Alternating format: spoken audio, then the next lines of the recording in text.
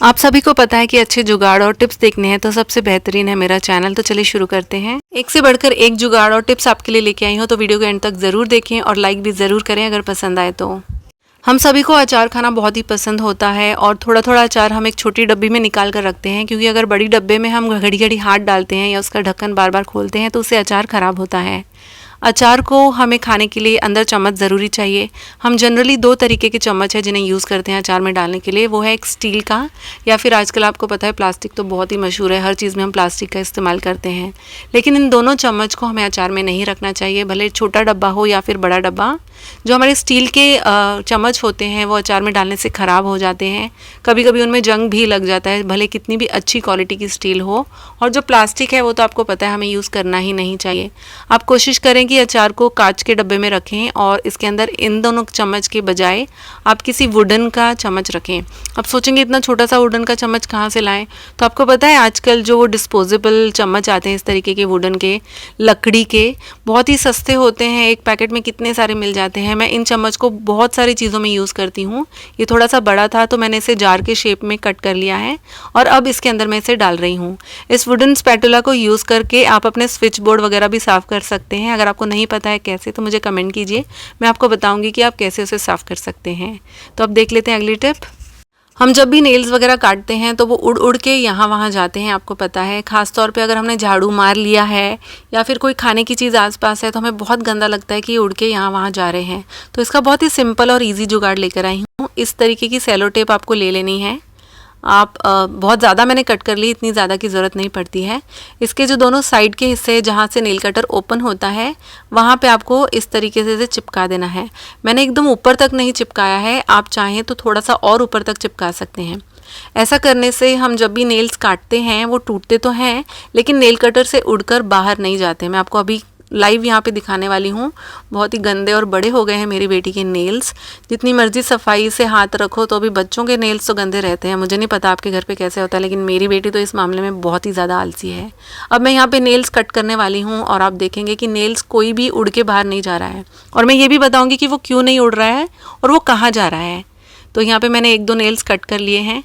अब मैं आपको दिखाऊं तो अगर आप देख पा रहे हैं टेप के ऊपर ये चिपके हुए हैं नेल्स, क्योंकि वो उड़ते नहीं हैं बल्कि वहाँ पे टेप पर चिपक जाते हैं। तो सारे नेल्स कट करने के बाद आप इस टेप को निकाल के फेंक सकते हैं।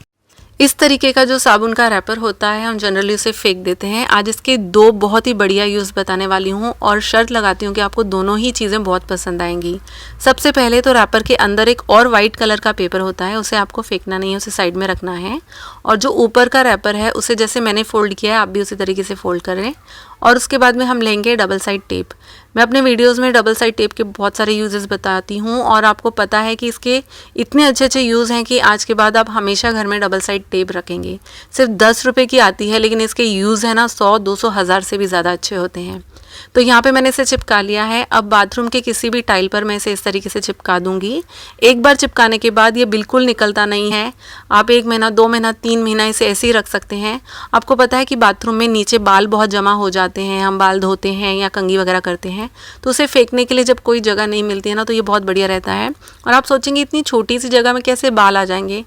1-2 महीने के नहीं बल्कि 6 महीने के बाल इतने से छोटे से डब्बे में आ जाते हैं। अगर आपको यकीन नहीं है तो आप एक बार इसे लगा कर देखिए और जब भी आपके सिंक में बाल फंस जाते हैं तो उसे निकाल के इसी में डालें।